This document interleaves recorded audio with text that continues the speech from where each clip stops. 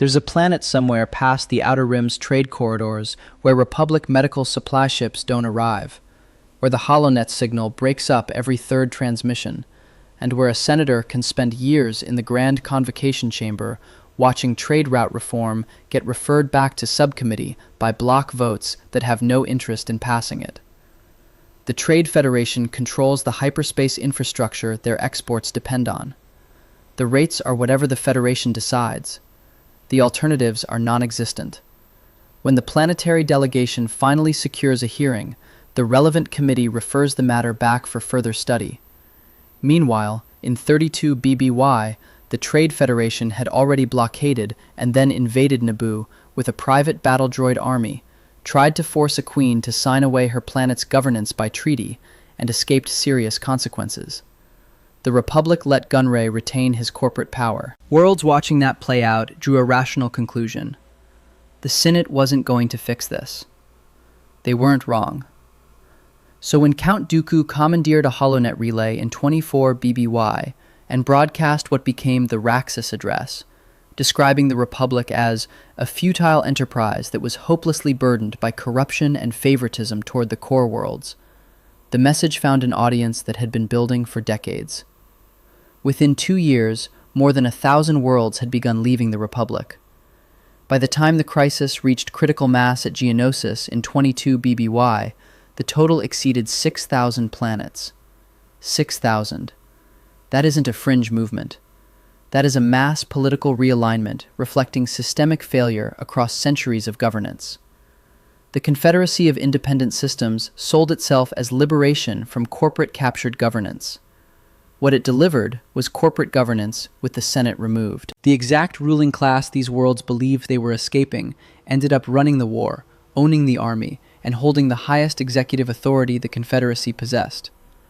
Member worlds didn't just lose a war, they were instrumentalized by the corporations, and through the corporations, by one man running both sides of the conflict simultaneously from the Chancellor's office on Coruscant, who never intended anyone to win except himself.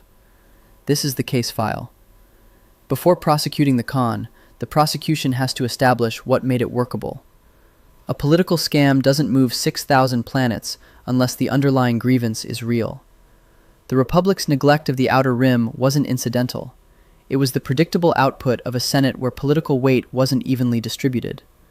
Core world delegations carried centuries of institutional leverage, established alliances, patronage networks, economic interdependence with the Republic's central administrative apparatus. An Outer Rim senator arguing for trade route reform wasn't just fighting the Federation lobby in isolation.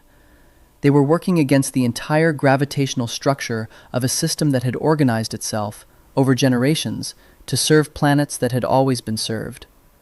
The Trade Federation made this concrete before the CIS existed. The Federation exploited loopholes in Republic trade legislation to carve out free trade zones, trading areas deliberately structured to operate untaxed by Republic law. It controlled major hyperspace routes and used that control as market leverage, setting rates for access that worlds dependent on Federation shipping had no ability to negotiate around. The taxation of trade routes to outlying systems was already openly in dispute by the time of the Naboo crisis in 32 BBY, not a new problem, but a chronic condition that had been chronic long enough to produce decades of accumulated political pressure. The Republic's security architecture compounded the problem. Before the clone army existed, the Republic's enforcement capacity in the Outer Rim amounted to whatever Jedi the Order could dispatch. In practice, Outer Rim systems experiencing corporate exploitation or internal instability waited. They waited for Jedi who might arrive in time and might not, who could address the immediate crisis but couldn't address the structural conditions producing it. The Republic's civilian infrastructure in the Outer Rim was underinvestment, underrepresentation, and a Senate that, when confronted with structural reform, consistently found reasons to defer it. Dooku's radicalization didn't occur in a vacuum. He was reportedly disillusioned by the Senate's refusal to pass the Financial Reform Act, a specific legislative defeat that demonstrated, to him, that the institutional path to constraining corporate power had been deliberately closed. The Senate had had the opportunity to reform itself and declined. His Raxus Address then named the resulting conditions with precision. A republic hopelessly burdened by favoritism toward core world interests, populated by a Senate protecting its own institutional position. The message, in canonical accounts, mesmerized young minds across thousands of systems and spurred political activism. This wasn't recruitment by deception of people with no grievance. This was articulation of a grievance that had been accumulating for generations, finally given a political frame and a direction. The planet Yukio illustrates how the recruitment dynamic operated at the planetary level. An agrarian world that functioned as a breadbasket for core world economies, Yukio's leadership had accumulated what canonical accounts describe as a litany of neglect. Years of supplying the Republic's core markets while receiving inadequate political representation in return. The transaction appeared rational on its face. The Republic offered inadequacy, the Confederacy offered recognition. What the pitch didn't specify was that the recognition came attached to a corporate agenda that had driven planetary occupations before the CIS existed. This pattern repeated across thousands of systems. Exploited worlds received offers that looked like genuine alternatives to Republic neglect, because on the surface, they were. The CIS's civilian parliament, its promise of proportional representation, its stated commitment to trade relationships outside Federation-controlled infrastructure. These were real institutional structures. The problem was that they weren't the structures actually running the Confederacy. What the CIS promised and what the CIS delivered were two different governments. The one-member worlds understood themselves to be joining had a parliament, civilian senators, and democratic process. The one actually making decisions had a corporate executive council with the explicit authority to override all of that. The separatist crisis had a public face and a structural reality that were diverging before the first battle of the Clone Wars. Publicly, an independence movement, thousands of worlds asserting collective sovereignty outside a republic they'd concluded was unreformable, led by a former Jedi Master with a coherent critique of core world favoritism.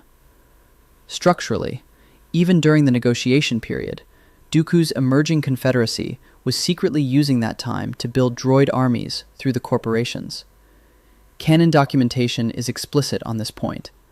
The CIS began militarizing from its inception, calculating that by the time negotiations failed, as they inevitably would, corporate armies would be strong enough to force independence through military pressure rather than political argument.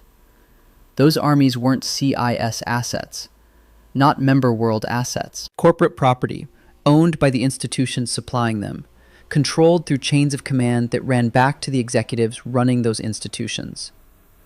By 22 BBY, when 6 major industrial powers formally aligned with the CIS at Geonosis and provided what canonical sources call invaluable help in financing Dooku's droid armies, the structure of what was being called the Confederate military was fully visible to anyone examining it structurally rather than rhetorically.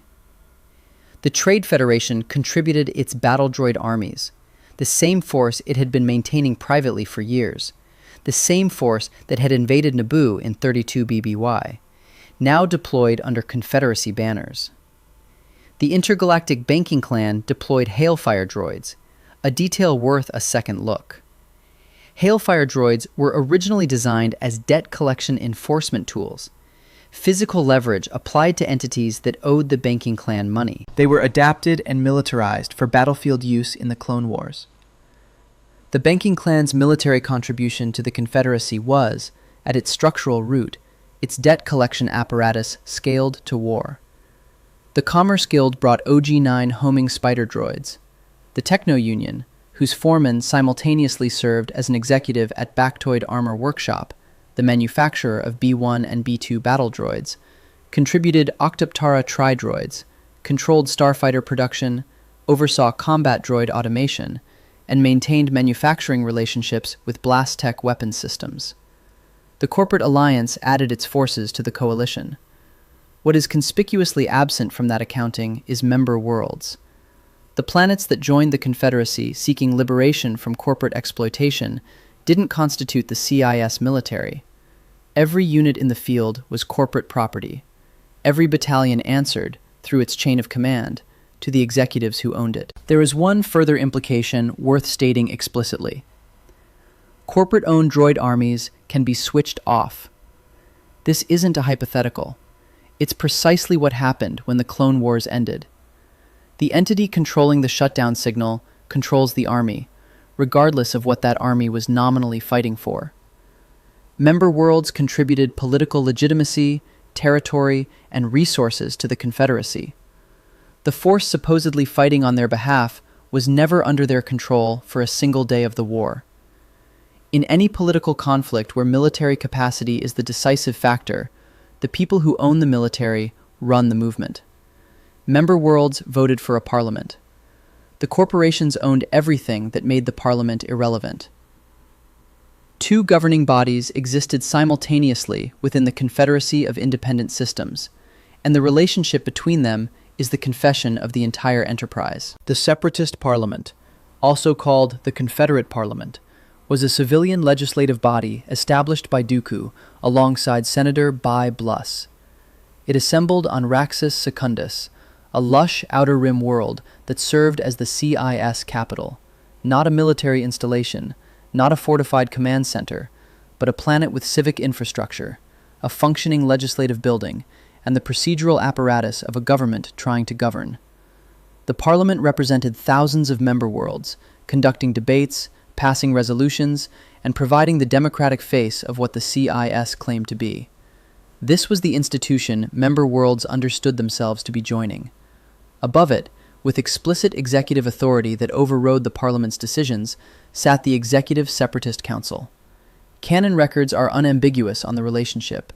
The mega-corporations on the Separatist Council overrode the authority of the Democratic Parliament, owing to their military and economic power. The Parliament could deliberate and vote.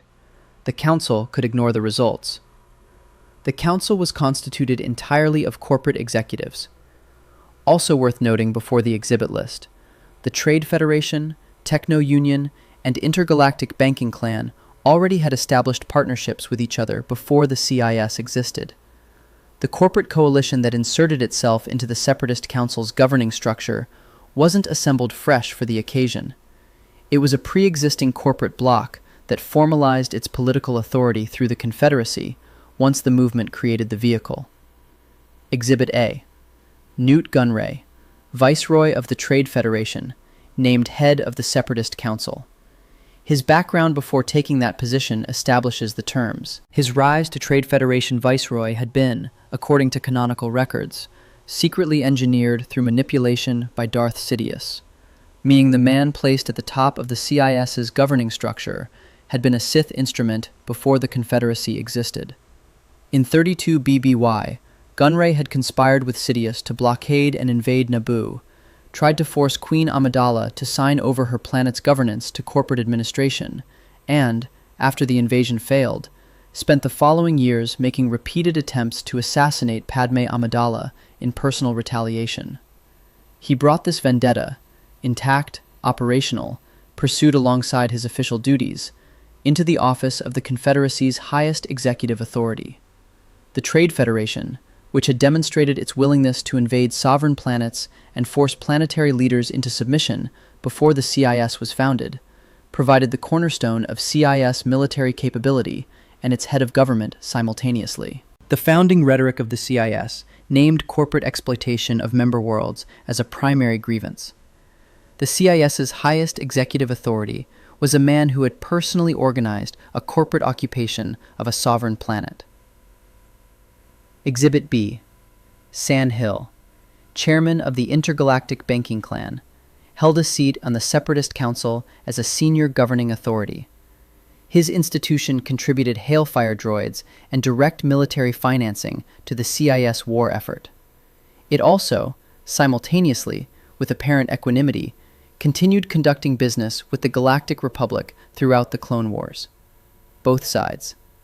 The Banking Clan financed both combatants and presented this bilateral arrangement as evidence of its neutrality, which justified access to both economies while both were at war.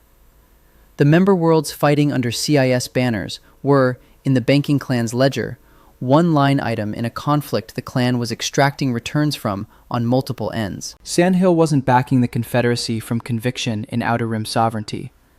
He was running an institution that extracted value from a conflict it helped make financially viable on multiple sides simultaneously. Member worlds bled. The banking clan invoiced.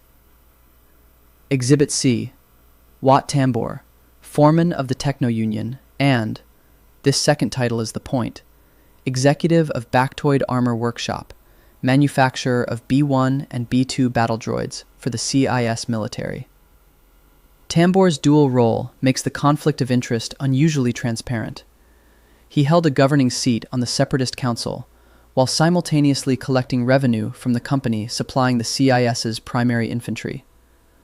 Whatever war strategy the Council voted on, Tambor's manufacturing company profited from the deployment.